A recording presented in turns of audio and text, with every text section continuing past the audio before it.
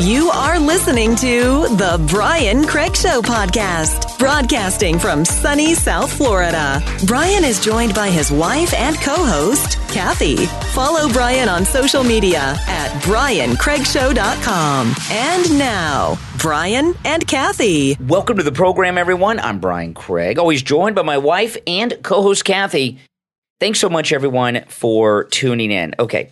I just got this huge notification from The Hill and some other publications about George Santos. Breaking news. House Ethics Committee launches George Santos investigation. They've established an investigative subcommittee to look into issues surrounding Santos, who was admitted to numerous fabrications about his background and faced scrutiny over his campaign and personal finances.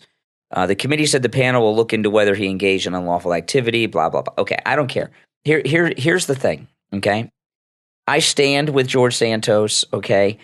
We want George Santos to stay exactly where he is, and I'm going to tell you why right now. First, I will support a lying Republican any day over a Democrat because Democrats support things that are just evil. Look at this. Look at how the Democrats are pushing us into this war in Ukraine so the big guy can get his 10% cut because his family of bums spent all the money that he's accumulated from his lifelong corruption career in Washington. George Santos is only in office for 2 years. The House of Representatives is up every 2 years, okay? The chances of him getting reelected are slim to none. Our majority in the House is not that big. You know, they'll have a special election in that district. And after all this, we could get a Democrat in there, which we don't want. So we'd rather have George Santos and his lies than the most honest Democrat. But for that matter, all these Democrats are liars. Elizabeth Warren, Biden. Exactly. They fabricate she lied about her ethnicity. Yep. This guy, every time he talks, he's got a new story about his background that's not true, and all the other things that he's lied about. I'm not going to go through all the lies of the Democrats. So that it's important. If we had, what about the guy that lied about being in Vietnam? Exactly. Stolen valor. If we had like a massive majority, I'd say maybe, but we don't have a big majority. And here's the other thing too: everyone that's calling for George Santos to resign or be removed, I haven't heard any people from his district that elected him saying, we want Santos out. I hear these political establishment people, Democrats mostly, some of them Republicans like Romney, but mostly Democrats who want him out.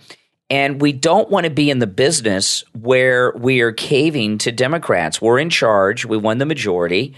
And we want George Santos. Standing with George Santos is the MAGA thing to do. We do not, under any circumstances, want to get in a position where we start caving to the wishes and the demands of the Democrats. You know, the Democrats, since when have they taken a moral stand against dishonesty against any of their people? Never. No. I mean, look at AOC. Well, you know, she fabricated her whole background. Who's the head of this committee? Who's launching this investigation? I don't. It'll be. Because we run the House, so I'd like to know who it is. A Republican from Ohio I've never heard of, David Joyce. I don't care. I just think I don't stand by liars, but like you said, they're all liars. But I think that's a waste of time, money. I just think the voters should decide. They know what he's all about. We're a year and a half away from the election. If he votes the way they want, then they shouldn't really care if he's a pathological liar or not. Like you said, there's a lot of liars in D.C., so as long as he votes to represent what they want, then I think that's all that really matters. Exactly. I mean, unless he's done something really abhorrent that's, really bad. I stand. Obviously, that would be a problem. I stand with George Santos, and you should too, for all the reasons that I said. Okay, now Kevin McCarthy. Something happened with Kevin McCarthy. Now, Kevin McCarthy, who was put into the speakership by President Trump, he did it through, Marjorie Taylor Greene, and Kevin McCarthy basically works for Trump, okay? And since he has been Speaker of the House, he has done everything perfect. He's done everything that we wanted him to do, everything Trump wants. He's done it, Even releasing this January 6th footage to Tucker Carlson, we were talking about this very well may have been the final bit of the deal to get Trump to release Matt Gaetz and the other MAGA Republicans to vote for him after those 12 votes or whatever they have. But Kevin McCarthy has made his first mistake, and now he's correcting it. Let me tell you, this story is absolutely amazing. Yeah, I know. Even Nina in the background agrees that this is an amazing, amazing story. Okay, so Kevin McCarthy made his first mistake, and now he's immediately gone to correct it. Okay, so this is what happened, okay? And it involves Ashley Babbitt and Ashley Babbitt's mom and Kevin McCarthy. I'm going to read this article. This is from 100% Fed Up. And by the way, 100% Fed Up is a very good conservative news site. And when you go to the website, it's the number 100 the number, and then percent Fed Up. 100% Fed Up is pretty good. Listen to this. And this is the mistake Kevin McCarthy made. He spoke out in support of the Capitol police officer who shot Ashley Babbitt dead. Okay? And I'll get into the context of that, but he said good things about the police officer that killed Ashley Babbitt. And of course, now he's doing something which is something that would not have happened all that long ago.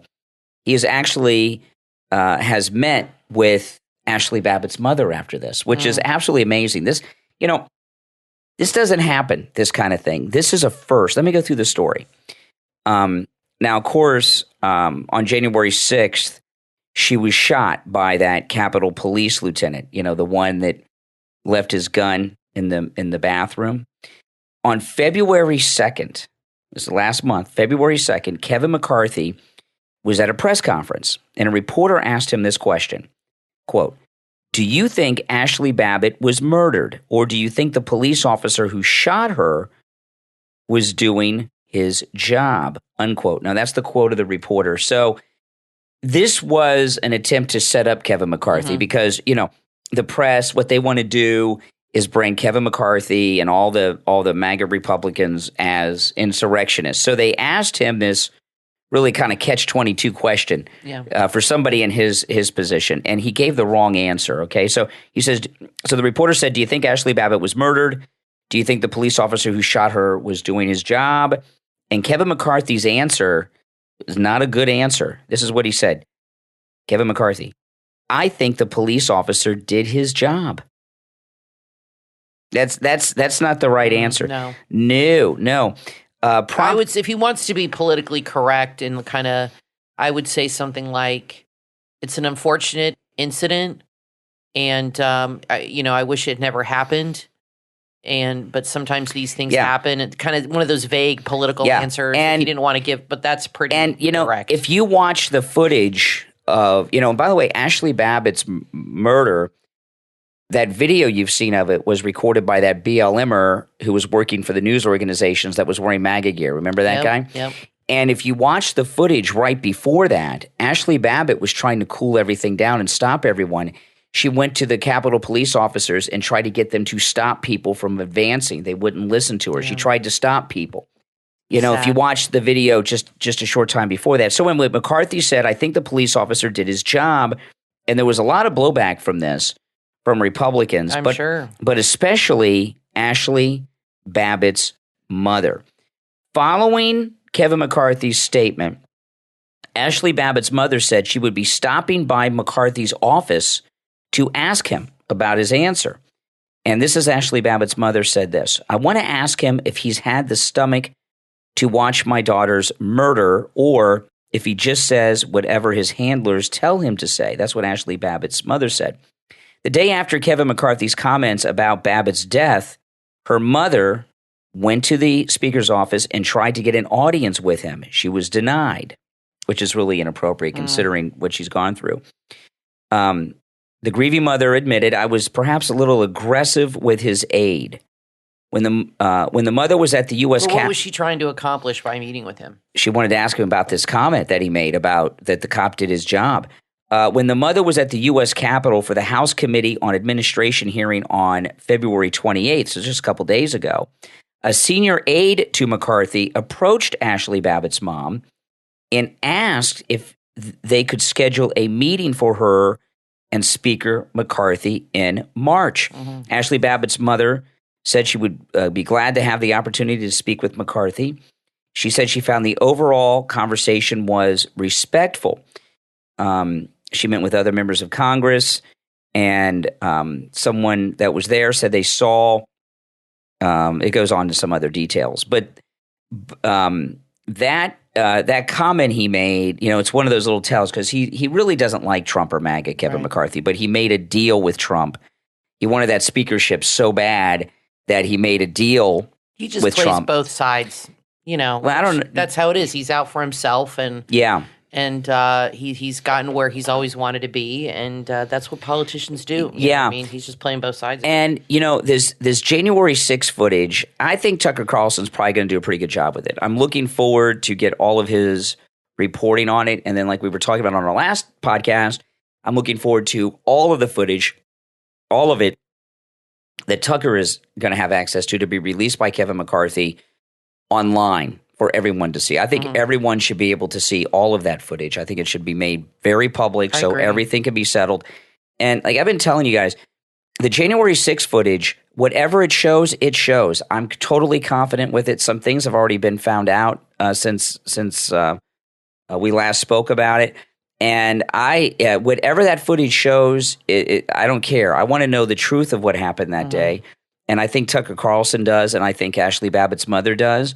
But that police officer, he didn't have to shoot her. He was just cowardly. Yeah, no, he didn't have to. No, and I wonder why. I wonder why she was the only one, and why in that particular moment. Well, I know why. He felt that was his only option. There. What was most shocking to me, she was climbing through the window of a door. Well, now, but I told you right before that she was trying to stop people from going through. Well, he might not have seen that. So you have to see it. I'm not excusing it, but I'm saying from his perspective, he didn't see her doing that. This guy, I still don't think it's right what he did. Kathy, so I'm just wondering what made him. There were other people climbing through windows and doors. What made this guy do it is he's unqualified. When they had those that's true. When they had those January 6th hearings and they had these Capitol Police testifying. They're not highly trained people. They're all there because either of affirmative action or connections or something. Yeah, that's for sure. And the Capitol Police are unqualified. You think they'd be the elite? Yeah. Well, no, they're not. This guy was just untrained, promoted through the ranks through affirmative action. He shouldn't have been there, and he choked and panicked. These are very unqualified police officers. That's why he did it, and he should no longer be a police officer. Everything that happened that day, he's the only one, and he shot dead an unarmed woman. Did they give him a medal? Because I'm surprised. I wouldn't be surprised. Yeah. I really wouldn't be surprised. That's how they're operating these days. But Kevin McCarthy, we got to keep our eye on Kevin McCarthy and keep him held accountable, because he's doing everything for us, but he's not really with us. He made a compromise because he wanted to be speaker, right.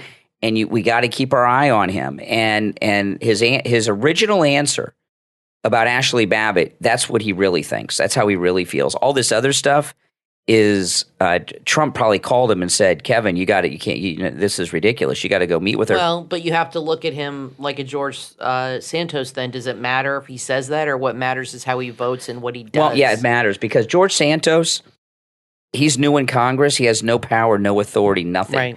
Kevin McCarthy's running the joint. Yeah. So George Santos just has to vote yay and nay when we need him to. Kevin McCarthy is in charge of everything there. So no, it matters. We got to keep our eye on him and keep him accountable and make sure he doesn't stray back into that, never Trump or Republican establishment that he's really loyal to, that he's betrayed to get the speakership by joining up with MAGA. No, you got to always keep your eye on him. Now, I want to tell people here quickly about the MyPillow 2.0. This is amazing. I talked to Mike from Louisiana today. He called me on the radio. I heard that call. Yeah, and he got his MyPillow 2.0, and he got two of them because it's buy one, get one free with our promo code Kane at checkout, Kane at mypillow.com. He's been sleeping on about a week and a half, almost 2 weeks now. He loves them. Yeah, they're great. And he told me this morning, he says he hasn't flipped a pillow over once. No, I mean, they're really cool. It's amazing. I was feeling it today because I was making the bed, and I was feeling the outside of that pillow, and it's very thick. Mm-hmm. It's like a really thick material, and I've never felt material like that. It's soft, and it breathes, and it's nice and thick and soft.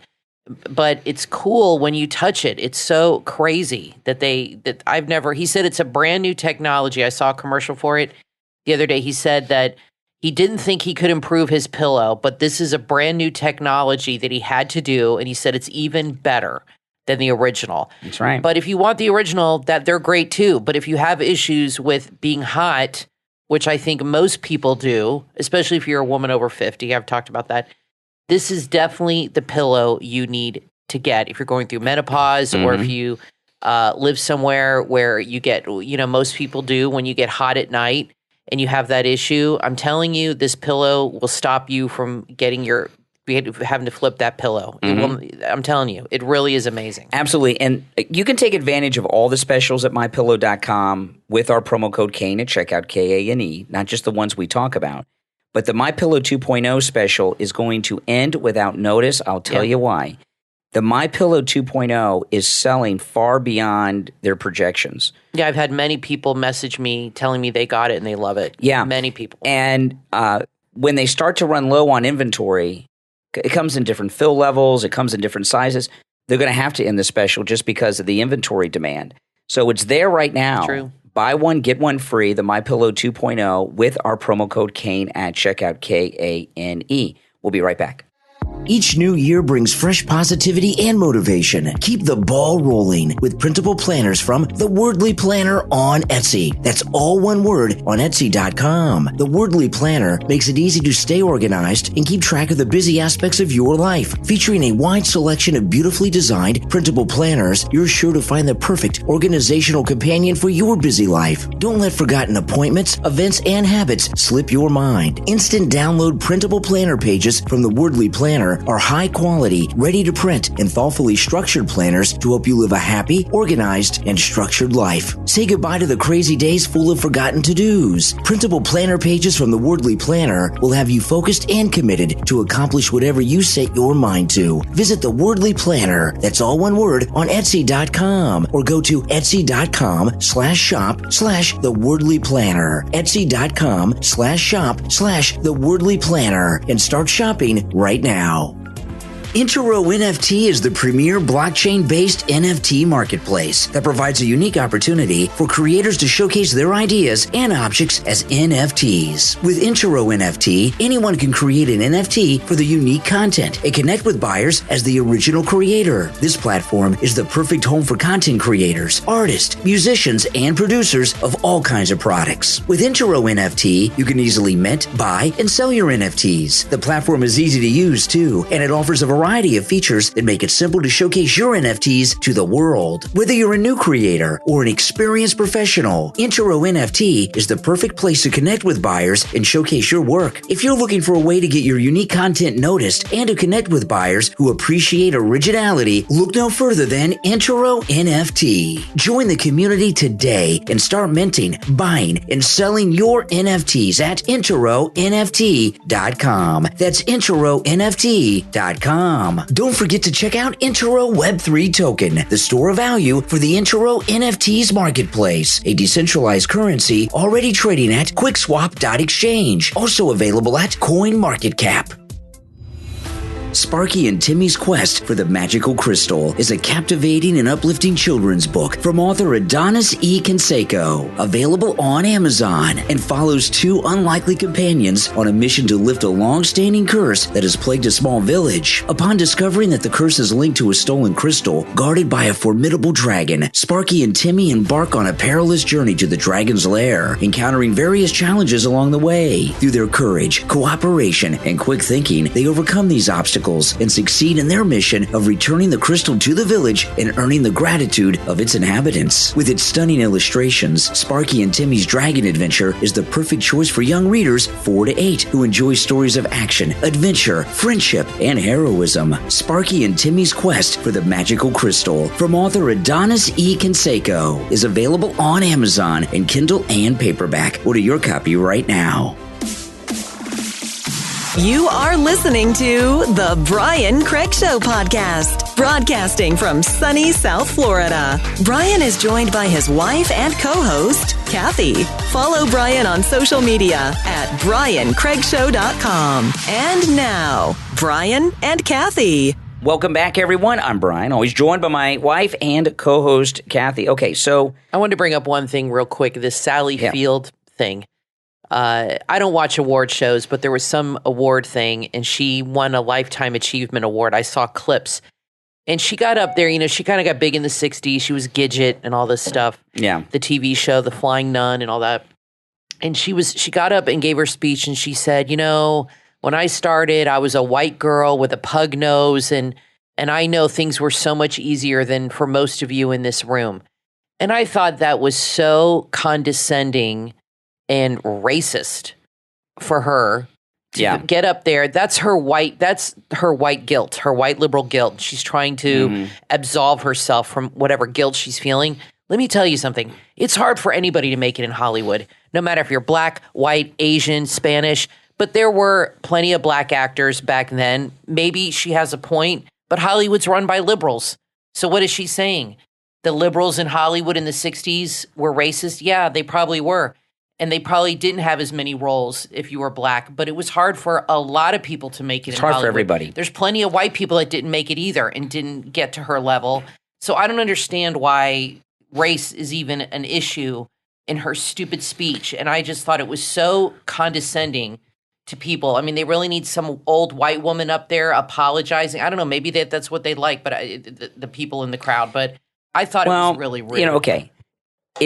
On YouTube yesterday, a video popped up in my recommendations, and it was Brian Williams from MSNBC. I don't know how long ago this was. I don't know if this was in the last week or the last month, but it popped up on my YouTube recommendations, and it was Brian Williams' show, and it said something about how Carl Sagan made an accurate prediction about 2023 way back in the 70s on The Tonight Show, and they showed him on The Tonight Show with Johnny Carson back in 1977, and he was talking about Star Wars.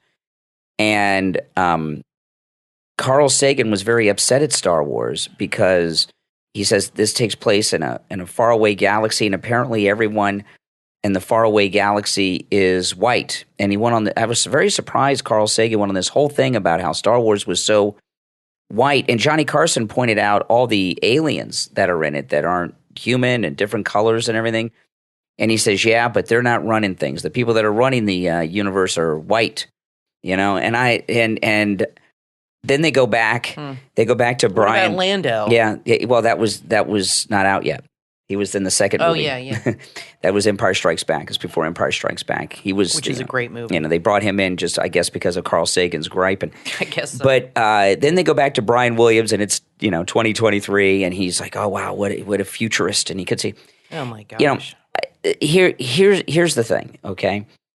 The racism in Hollywood had nothing to do with the audience. It had with the liberals who ran Hollywood. Exactly. Liberals have always run Hollywood. Hollywood has never been run by conservatives. No.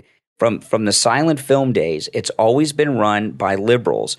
And communists. All this racism in film and television has nothing to do with this country as a whole. It has to do with the racism of the American left, who would only cast white people. And I'll tell you, I am a massive fan of Star Trek. Kathy will tell you. I'm not going to get talking about Star Trek because then I'll talk about it for hours on the show here. True. But Gene Roddenberry is incredible. Gene Roddenberry is the creator of Star Trek. And there is a documentary he made about in the mid-'80s. He made this in 1986. He made a documentary about the unaired pilot at the time of Star Trek called The Cage. And he was talking about how he cast it all white. And he did that on purpose. So it would be acceptable to the network execs. And he was a liberal, okay? Hardcore liberal guy, Gene Roddenberry. Well, in the Charlie Brown cartoons, there was a whole thing with the Thanksgiving episode that people were complaining this one scene that Franklin, who is the one black character, was sitting on the other side of the table by himself. And they interviewed Charles Schultz's daughter or granddaughter, and she said the reason her father did that was because the network didn't want a black character. And he put him on the table by himself to highlight him and to make him more prominent. It wasn't to be like he's on the other side away from all the whites. He put him there so he stood out. So people would be like, oh, there's a black kid.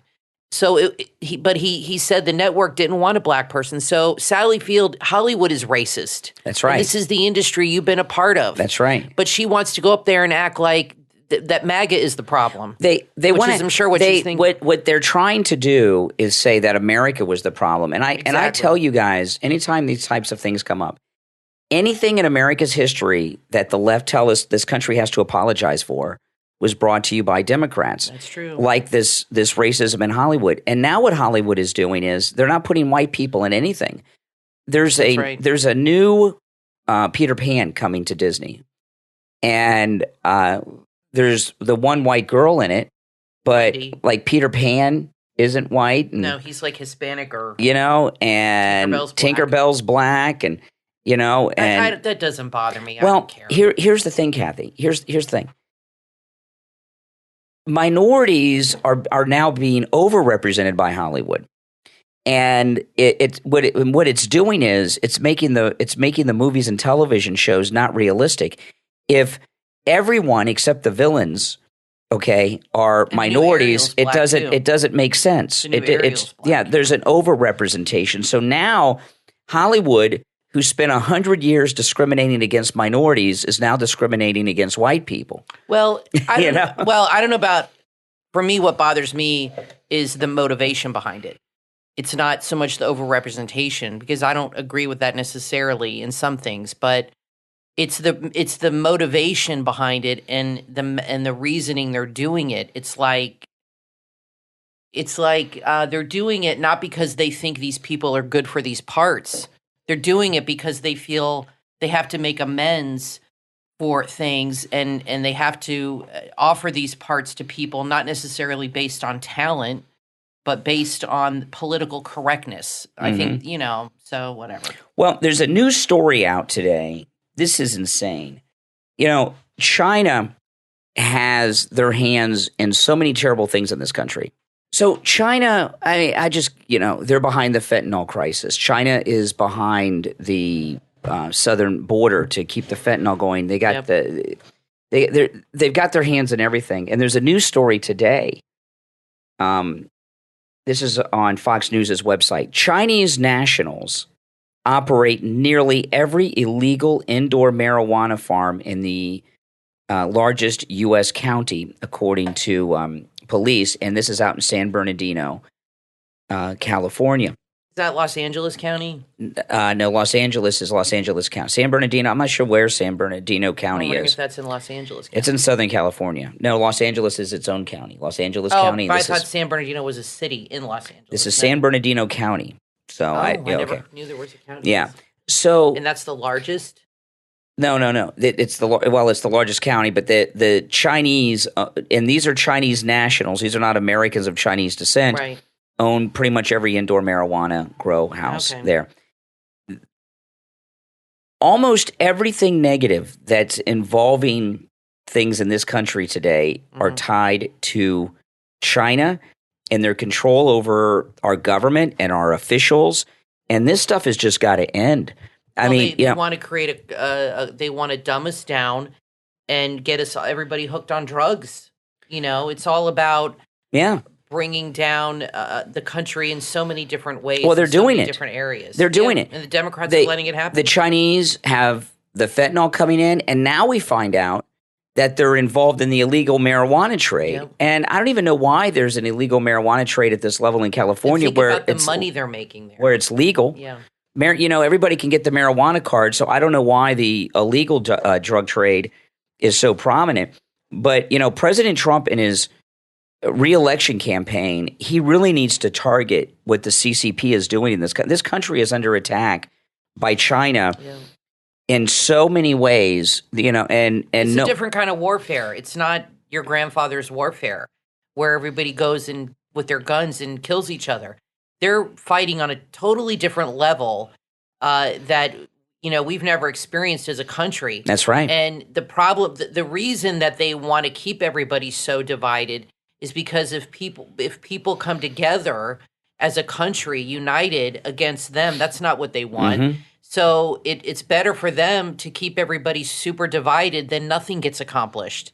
So if you have people on the right saying, this is from China, this happened because of China, you're always going to have people on the left saying that's not true, you're making it up, and vice versa. I mean, so as long as we can't come to an agreement or come to any kind of accord, then we're never going to accomplish anything, and that's what they're counting. China is attacking us on 1,000 different fronts in this country, and no one wants to do anything about it. And the reason nothing's getting done about it is because they control the media. You know, we have not our government too, but they control the media because the media companies that do the news have movie interest and TV interest, and they want to have releases in China.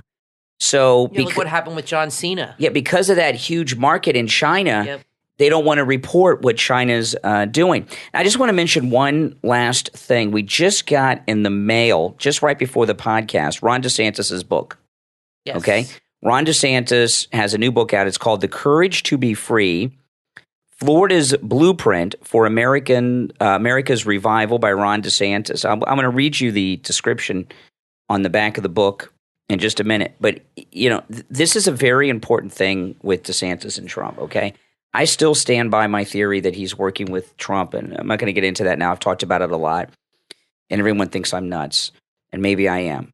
But I think I'm right. But the thing about what's going on right now, we're on the verge of getting involved in a third world war in Europe because the big guy, Biden's got to get his 10% cut. That's right. And it's a lot of money. And that's all he cares about.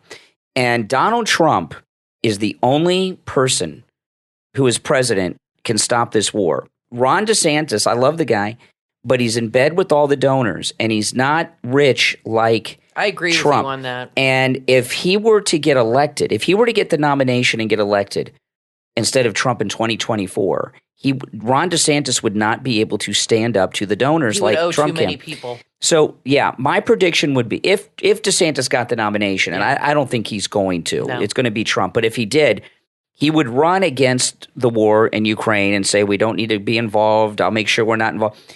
And then about a month after he is elected, he'll say, well, now, you know, we've got to do it. Right. And because the donors would pressure him, and he'd have some revelation after he was privy to all the intelligence information. So on that and that alone, we can't have DeSantis. And I'm going to tell you, the war in Ukraine with Russia is going to happen, and it's going to happen before the election because in American history, no president of the United States has lost re-election in time of war. That's true. And they know this. So they figure if they get a war going, Biden will win re-election. Yeah, that's also part of the reason why they want to do it, to maintain power and control. But I think a big part of Trump's platform will be ending the war and this stuff with China. China's also buying up all the farmland in this country. Which means they'll control our food supply. Exactly.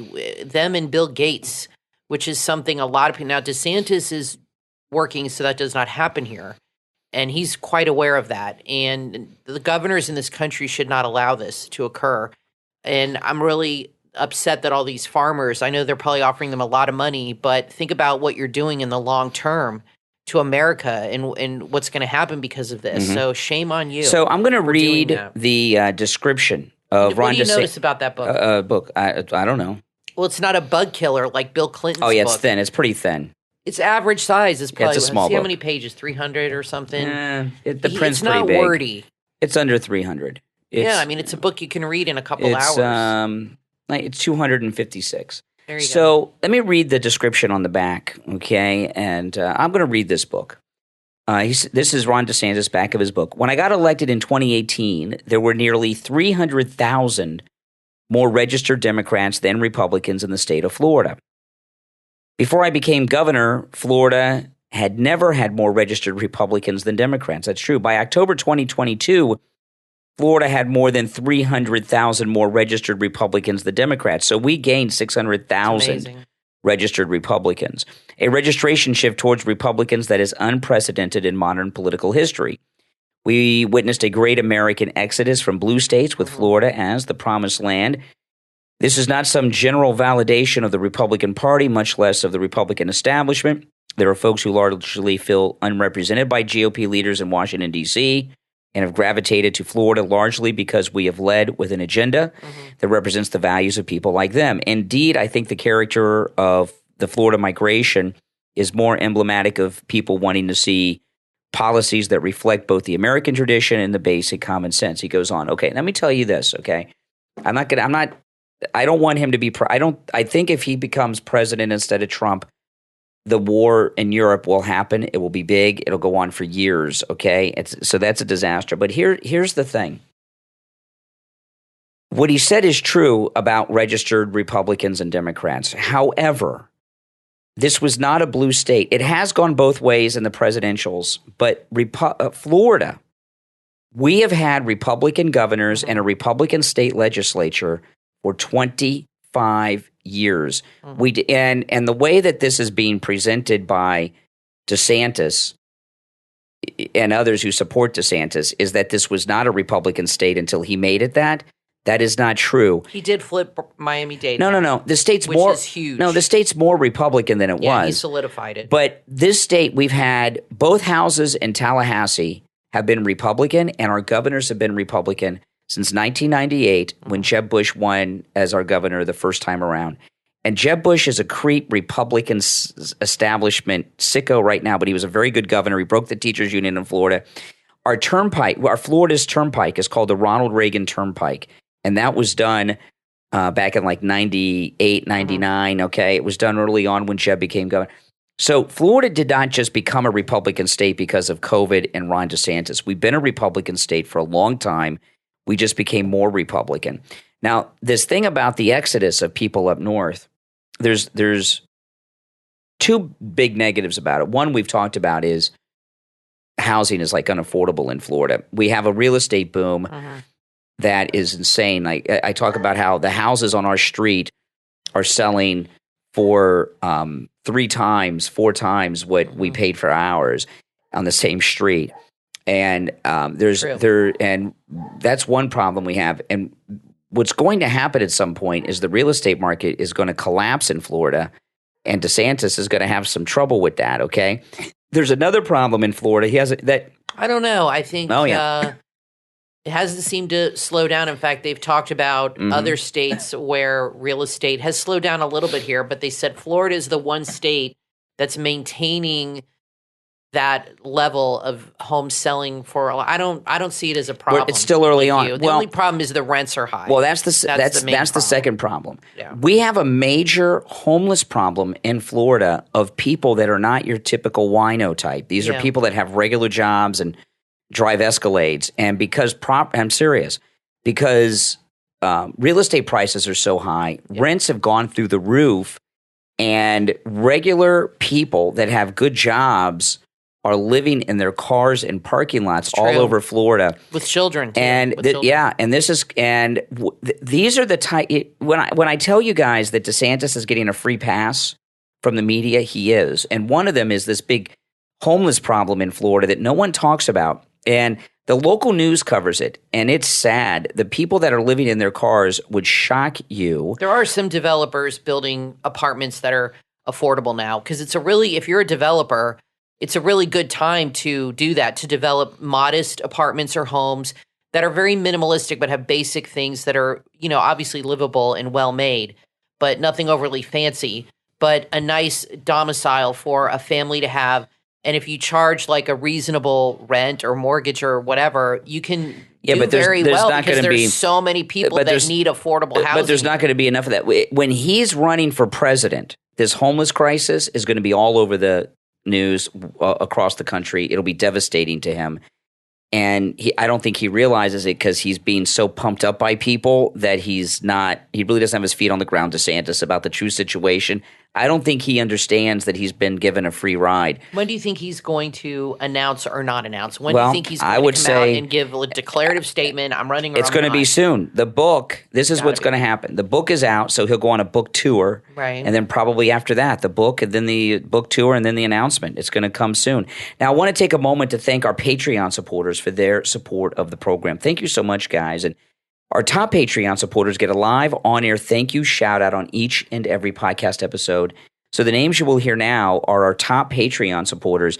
And our top Patreon supporters, not only do you get the live on-air shout-out on the podcast episodes, your names are listed in the description in the podcast episodes, and the names of our top Patreon supporters are also listed in all of my YouTube videos. When I'm live streaming in the mornings on YouTube, you guys that are top Patreon supporters, your names are listed there too. So the names you will hear now are our top Patreon supporters. I want to thank Andrew and Connie, Christine, ETW, Chuck, D, Pamela, Rick, Nick, Wesley, Macho, Rome, Wisconsin, Mike P, Paulette, Carlos, and Maria. These are our top Patreon supporters. Thank you all. And if you would like to become a Patreon supporter, there's a link in the episode description. And there's also a direct link on my website, BrianCraigShow.com. All right, guys, thanks for tuning in. I'm Brian Craig, always joined by my wife and co-host Kathy. We'll talk to you next time. Want to know where all the bodies are buried? Author Robert Allen Miltenberg holds the key to that question in his book, Pool Boy to the Mob, Everybody Out of the Pool. Author Robert Allen Miltenberg holds the key to that question in his book, Pool Boy to the Mob. Welcome to Mob-Ammy Beach. This book is a fictionalized account of Miltenberg working at a mob-owned Miami Beach hotel in the 70s. If you're a fan of The Godfather, Goodfellas, or The Sopranos, you will love this story that's full of colorful characters and wisecracking wise guys. It's a story with everything from Playboy bunnies and weaponized parrots to shattering the glass ceiling and getting away with murder, all in paradise. This is a wise guy tale you've never heard. Surrounded by pools, the trick for Bobby Moskowitz was not slipping in the one thicker than water. Bobby lived to tell the tales, and now you can read all about it. The funniest mob novel since Jimmy Breslin's The Gang That Couldn't Shoot Straight. Pool Boy to the Mob, Everybody Out of the Pool, from author Robert Allen Miltenberg, available on Amazon. Order your copy right now.